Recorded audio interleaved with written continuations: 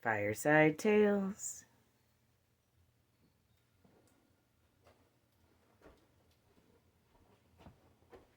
Hello, I'm Merlin, Mililli. Welcome to my fireside, where I tell weird tales within tales, and I drink coffee.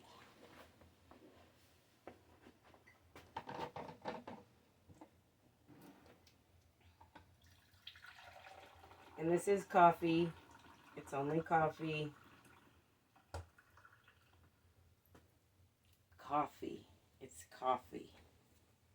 And I put milk in. Just milk. Just a spot. And I drink my coffee from my skull mug. Because I'm a deadhead. I do want to address a comment someone made on our last show, and they tried to say that it wasn't coffee that I was drinking. I've been sober for over 10 years. This summer it'll be 11 years. I really don't appreciate being accused of drinking because somebody thinks I'm a fruitcake, they also said. You can think what you want about me and you can laugh if you want. I'm trying to move the human race ahead a step by educating them better on reincarnation. Reincarnation is something we discuss here at Fireside Tales every week. And we drink coffee. I drink coffee from my skull mug because I'm a deadhead. And every week here at Fireside Tales, I tell the story of the Grateful Dead. Because I believe it's about reincarnation. And like I said, we cover reincarnation here. We discuss it, we talk about it, and it's my belief that most of the human race really doesn't understand it. So, I'm here to try to clear up some stuff. So, I talk about the Akashic Records.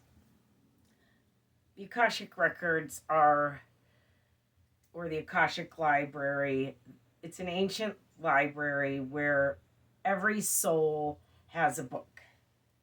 It's a metaphysical library. It's not a physical library. You can't go there with your body. You can only go there with your spirit and look at your spirit, basically, your soul, where your soul has been, who your soul has been, when your soul has been. Basically, it's all in your book. I happen to have a really big, old, dusty book. And every week here at Fireside Tales, we try to make a little sense of it. Because there's a lot of information in there. So we've been going over the information that's in my book, in the Akashic Records. And I find that I have threads that link each life in my book to the next. And fire is one of those threads. And fire safety is another thread. It's always been of the utmost importance to me to not burn down the forest, because I've also always been a nature worshiper, which is another of my threads.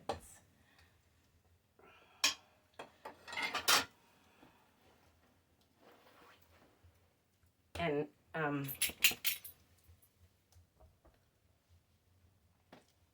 another of my threads is smudging. Smudging is done with a smudge stick. This is a smudge stick. It's dried sage in a bundle, and you burn it.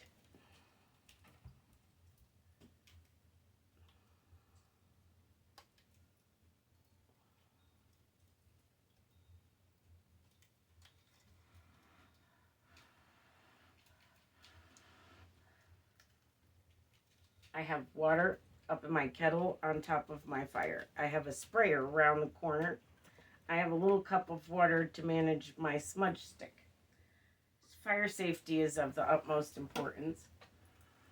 And what you do with this is cleanse your aura with the sage smoke. You can also cleanse your house. When you do your house, you'll want to do your all your reflective surfaces, your doorways and your windows, mirrors, reflective surfaces, picture frames, everything. You want to cover all of it. So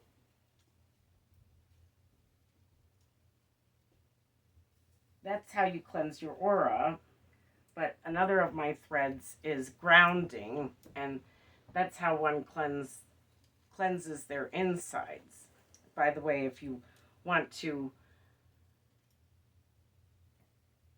build a fire outside, you want to make sure that you choose a spot that doesn't have any overhanging branches.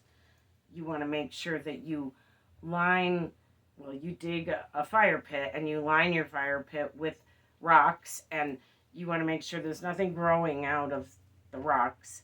And then once you get a bucket of water and a bucket of sand and a shovel, then you can have your outside fire. Fire safety is of the utmost importance. But grounding is also a way you can cleanse yourself, but it's how you cleanse your inside. So the smudge stick cleanses your aura, and grounding cleanses your inside. So you want to blow all your negative out.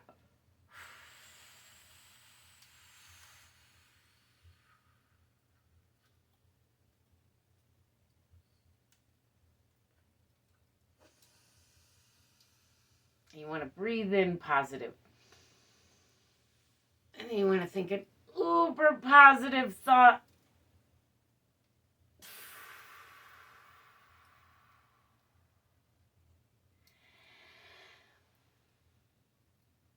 And then you're breathing in positive and out positive. You want to do smudging and grounding before you meditate, before you astral travel, certainly, before you do a reading. I read tarot and runes, any kind of divination reading thing. You want to smudge and ground before that. Rituals. In order to get the most positive results from your meditation or your ritual or your reading, you want to smudge and ground. It will give you the most positive results that are available in the multiverse.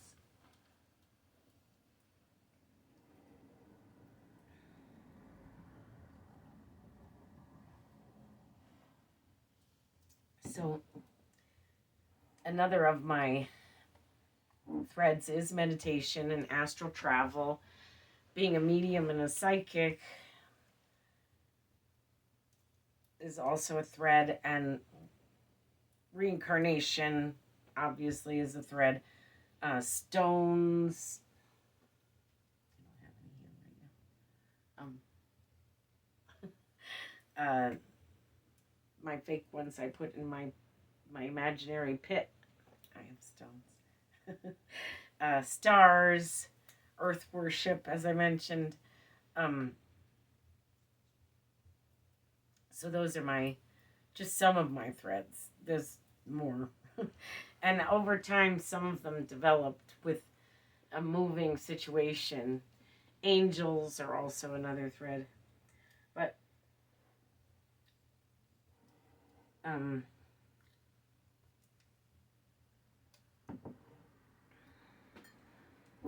now it's time for me to tell you the story of the Grateful Dead as it was told to me from a deadhead by a fire, as it should be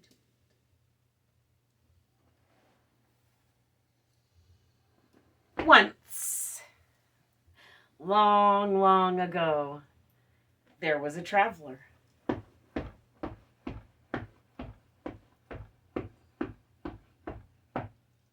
It was so long ago that she traveled on foot.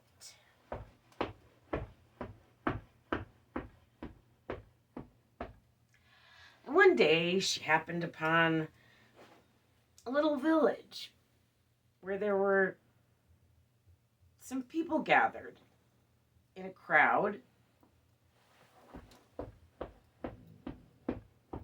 She got closer and found that they were gathered over a dead body. She got closer still and found that they were arguing over this dead body. They were arguing over who was going to pay his debts and who was going to bury him and who was going to pay for that. The traveler just thought all of that was disrespectful to the dead man and just gross.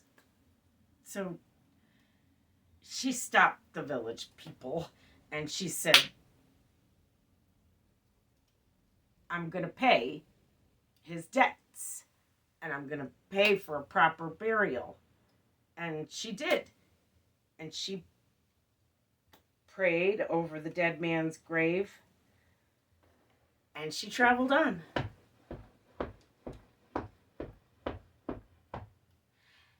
And then one day, decades later, the same traveler happened upon a life or death situation in which,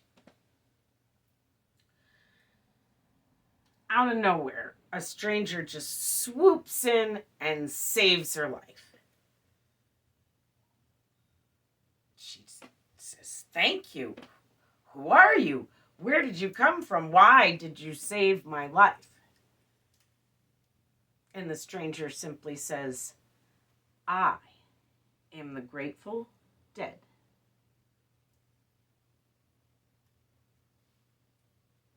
It's a story about reincarnation.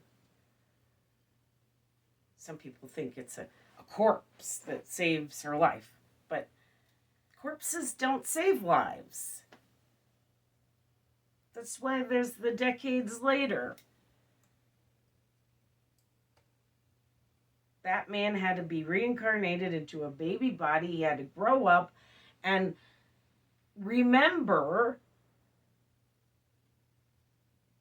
the traveler and that she had paid his debts and that he owed her a debt. And so he finally paid his. He wanted to square that. And I think that's admirable. Especially the remembering. I happen to remember, but with the help of my book. And I say remember, it's like, I say read. When I go into the Akashic Records and I read my book, I don't really read it. I go to a certain section, I touch it, and I feel a memory. I have a memory because they're mine. It's all in my book. It's just a way to tap into my memories.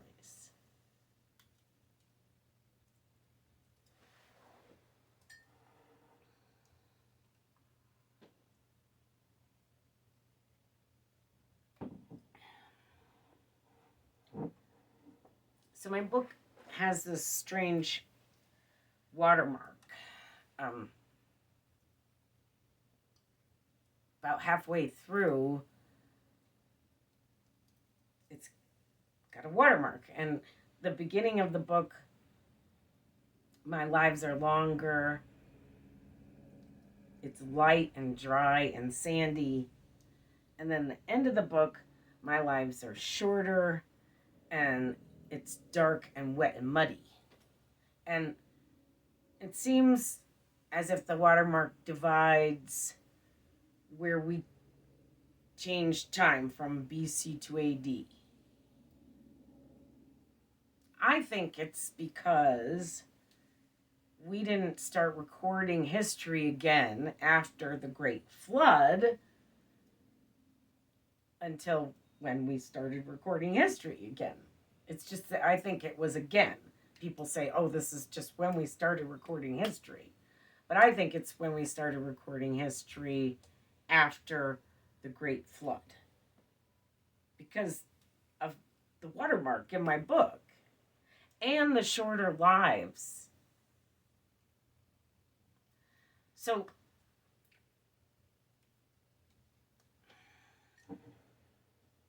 in our first season,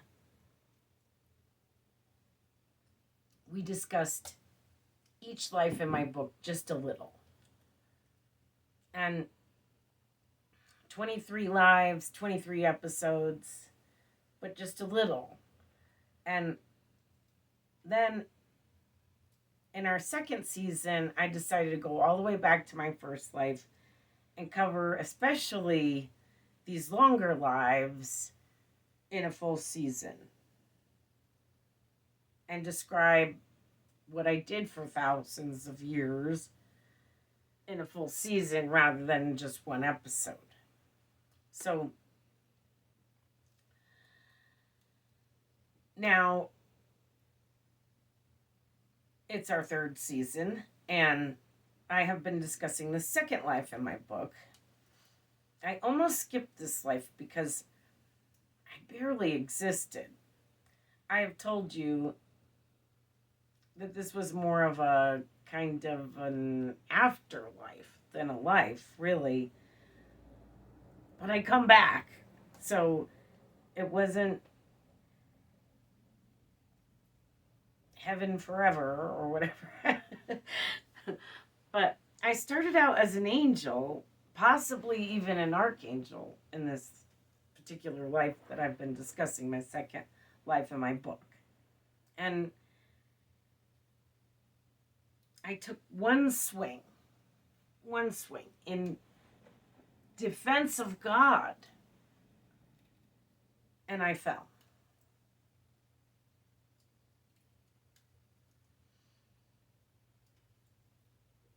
I didn't lose my wings. I remained in the heavens, but I was not an archangel anymore. And I say I think I was an archangel because I was standing next to Michael, the archangel. Everyone always depicts Michael with a sword and a shield, and he's supposed to be a great warrior, right? But he's not. What he does is he stands there like a brick wall, and he does not swing, and he does not have a sword, and he does not have a shield. He is the shield.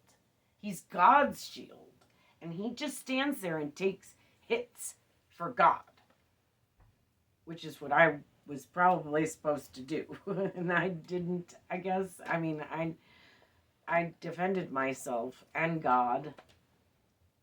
I guess I probably defended myself more. I'd like to believe that it was more God, but it was probably a instinctual sort of thing to swing at somebody who was swinging at me. But it was wrong. And it was the wrong choice. But I didn't fall all the way to earth. I fell and I became a cloud bird. So I still had my wings. And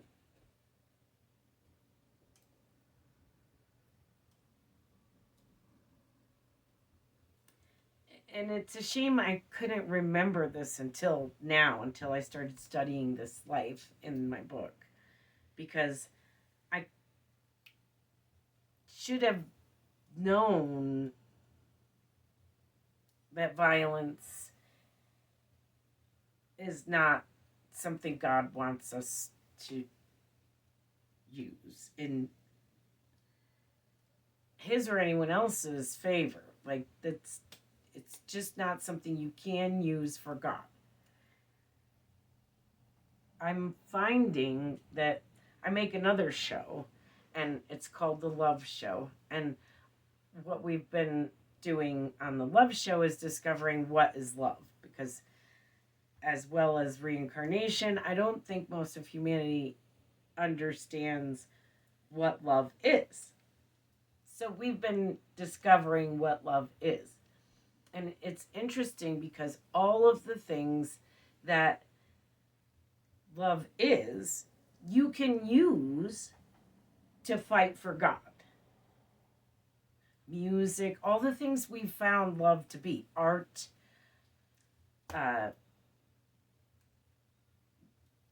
so many, hundreds of things. I've made 7 seasons of The Love Show and found love to be hundreds of things. Of course, it's disguised sometimes as other things, or other things try to disguise themselves as love. And sometimes we find love to not be some things. For instance, sex. I don't think love is sex. I don't think they're the same thing. So when I say love, I don't mean sex. I think that's one of the most basic ways we really mess it up as human beings. We mess up love. And I think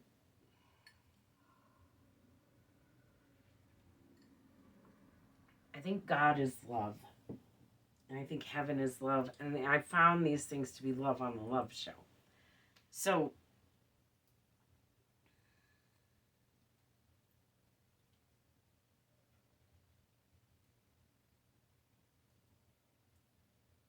I've also found good deeds to be what gets you to heaven. So not only do you have to practice nonviolence and can only use things that are love to fight for God, but you have to use good deeds, selfless deeds, to get you to heaven, is what I'm figuring out. And it's really cool because I almost skipped this life because it was almost not a life, but there's so much information here that I wish somebody taught me when I was a little kid. I wish I remembered throughout my lifetimes. I wish the church taught people these things. Why don't they? I don't understand exactly, but I think they should. And I think it's important that people know this information. And, if for the very smallest reason for my future reference, so that I can remember that this is how it's really done. I also proved on The Love Show that love is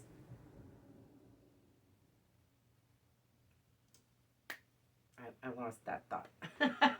I proved so many things are love, and love is so many things. If you want to know more, you should watch The Love Show. The Love Show with Merlin and Mililli. It's on YouTube. It has its own channel, The Love Show channel that it's on. I used to put it on the Mililli Studios channel also, but it got too complicated to do that. So I don't anymore. But I think we have some episodes on the Mililli Studios channel. So I believe that when we die, we go wherever we think we go. If we think we're going to reincarnate, then we're going to reincarnate, maybe. When we think we're going to go to heaven, we're going to go to heaven, most likely. If we think we're going to go to hell, we're going to go to hell. If we think we're going to rot in the ground, we're going to rot in the ground. That's what I think. That's just my opinion. But I also think that, now, it's, I just think that the spirits are right. It's not really my thoughts. Like I said, one of my threads is that I've been a medium and a psychic. And so, therefore, I speak to spirits quite regularly. And all the spirits say that, my stomach is growling. All the spirits say that reincarnation happens when a person is murdered. So if that's the case, I've been murdered a bunch of times, and I believe that is the case. So I don't know if everyone gets reincarnated, but if you know you've been here before within your soul, and you know that it's in the grand scheme of things that you should come back, you'll come back. And that's, you probably will know it by your murder, but still.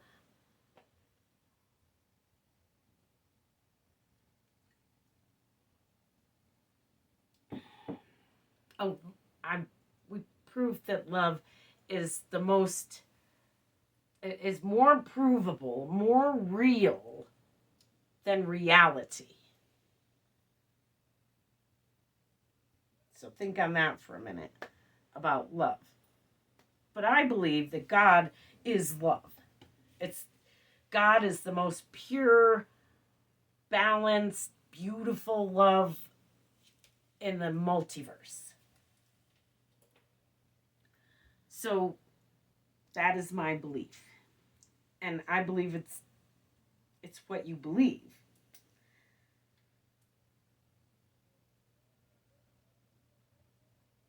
So in my second life in my book, or afterlife in my book, my parents were essentially God. Because I had been an angel and then I fell, so I was disciplined. My parents were God. And my discipline was to be a annotating astronomer cloudbird, which is what I did basically for like 1,000 years. I sat up in the heavens and I annotated the movements of the galaxy, the entire galaxy.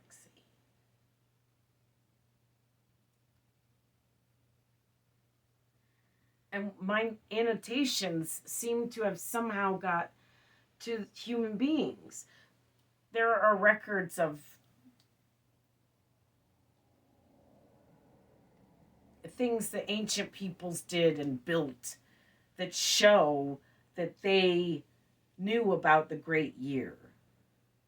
The great year is how long it takes the galaxy to move, the whole galaxy to move through the universe.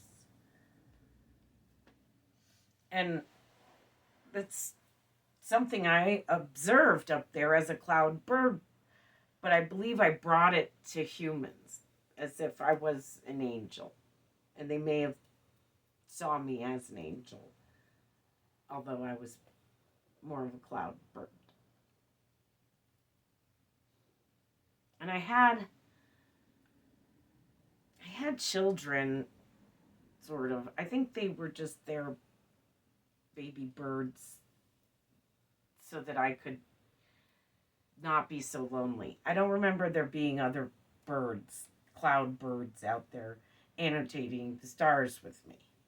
When I was an angel, I remember there were other angels, Michael being one, but I remember like discussions prior to that, prior to falling, between angels and in-depth conversations and thoughts about Earth and thoughts about other planets and the stars. And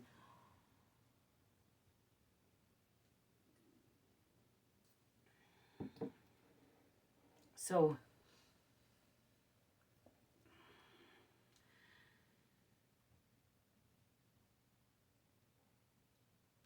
I did want to address the elephant in the room.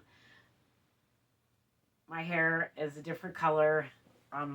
It's, I didn't mean for it to be so much red, but it will lighten. My highlights will come back out. But I went red because Beyonce stole my hairdo.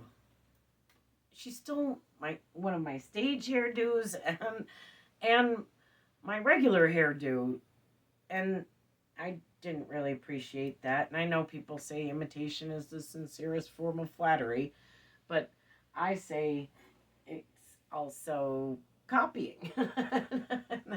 I don't really appreciate that. I mean, artists should be able to, if they're really artists, come up with their own original hairdo or hairstyle or hair or ideas or whatever. They shouldn't have to steal from other artists' ideas, hair, outfits, nothing.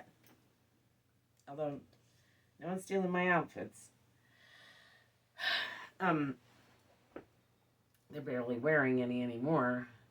It used to be that you had to play rock and roll to get on the cover of the Rolling Stone. And now, I don't know, they keep throwing people up there that don't even seem to play music, and they're in their underwear, and they're got their hands down their pants, and it ain't that. That is not the Rolling Stone I remember. I don't know. I always wanted to be on the cover of the Rolling Stone, but it doesn't look like that's happening for me. I don't know if David Crosby was ever on the cover of the Rolling Stone, but one thing we do here at Fireside Tales every week is sing Deja Vu by David Crosby. I did write a song called Reincarnation because I really didn't know of any other songs about reincarnation besides Deja Vu. And then David Crosby passed away. And so, since David Crosby passed, I've been singing Deja Vu. So, we'll go with Deja Vu. And I believe it is about reincarnation. Although, I don't know if every Deja Vu is from reincarnation. I think some of our deja vu comes from our dreams. I think when you go to a new city that you've never been to before in this life, and it's strangely familiar, but you know, like weird stuff, like what the block looked like when, like 100 years ago or something, or what's around the next corner, or how old a tree is, like how long it's been there. You can kind of see its growth.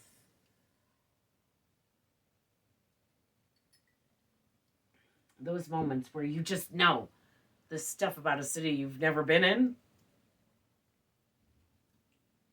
that I think is deja vu from past lives. I've been here before. So, the Grateful Dead, for those of you who don't know, have been on the cover of the Rolling Stone. And it's a 60s psychedelic rock band.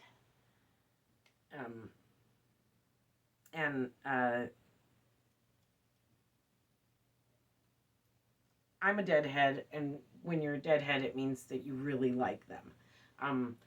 And all their little affiliates usually. And right now, I think they're using Forever Dead or Dead and Company. I'm not sure. I think they're making a transition. But nonetheless, the survivors, the grateful living, are still touring and stuff. And so I still like going to see them. I love live music. That's the thing with the Grateful Dead, is their live shows are the best. And speaking of live music, every week here at Fireside Tales, like I said, I've been singing Deja Vu by David Crosby, so I'm going to go ahead and sing Deja Vu by David Crosby for you.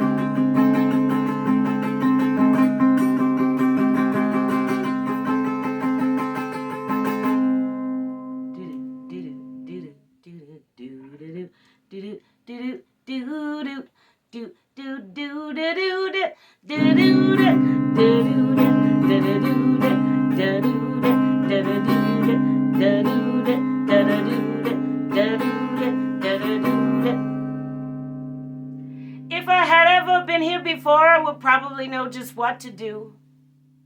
Don't you?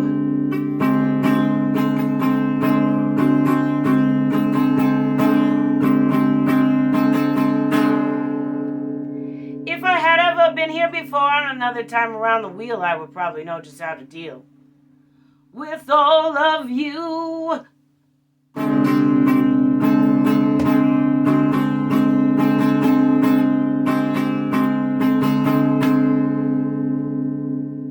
And I feel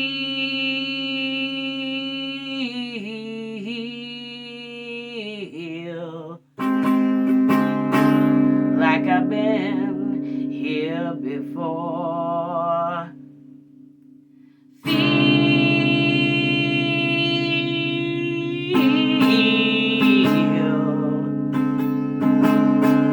Like I've been here before, and you know, it makes me wonder what's going on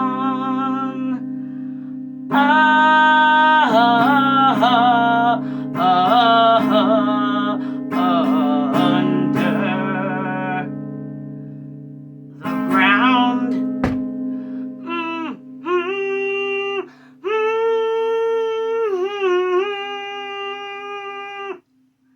Do you know? Don't you wonder?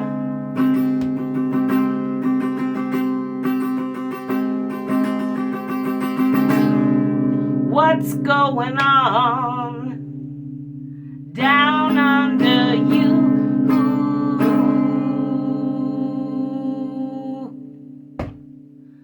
La da da, la da da,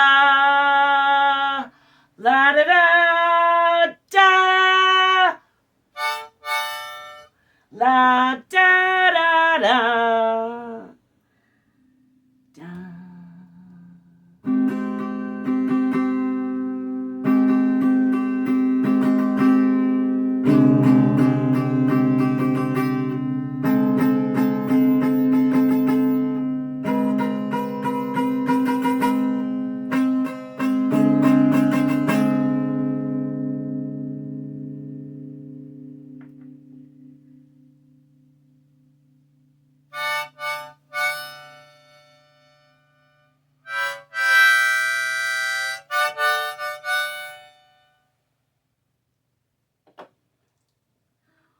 We have all been here before.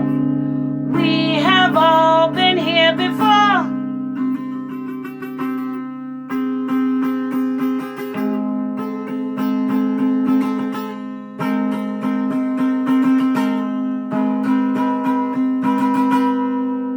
We have all been here before. We have all been here before.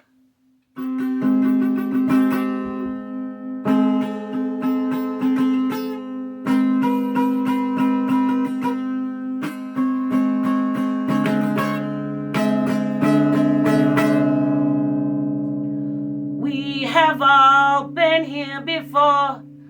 We have all been here before.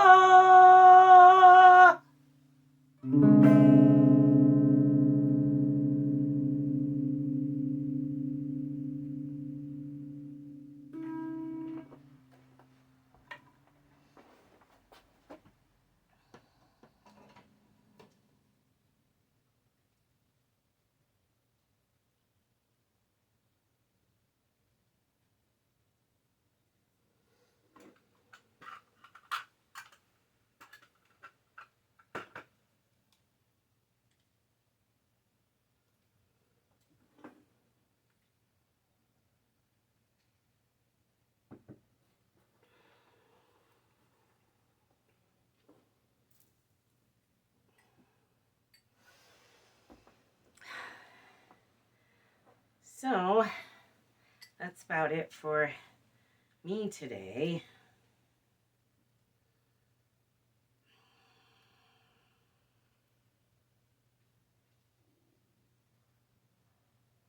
Just making sure, checking my dummy card. I have a dummy card. Have to have a dummy card. I'm a bit of a dummy. I could lose a train of thought like some people could lose a needle in a haystack. So I have to keep keep track of my trains. There's a lot of them here, and there's a lot of information that I try to relay every week. So it's hard to keep track of all the information and what I was talking about at the time. I forget what I went in rooms for all the time. So, I mean, I could easily forget my train of thought. I'm not sure it's a sign of age, but it might be.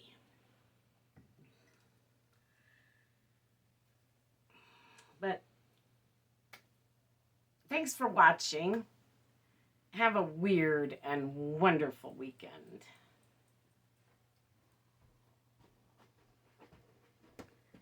A Mililli Studios production.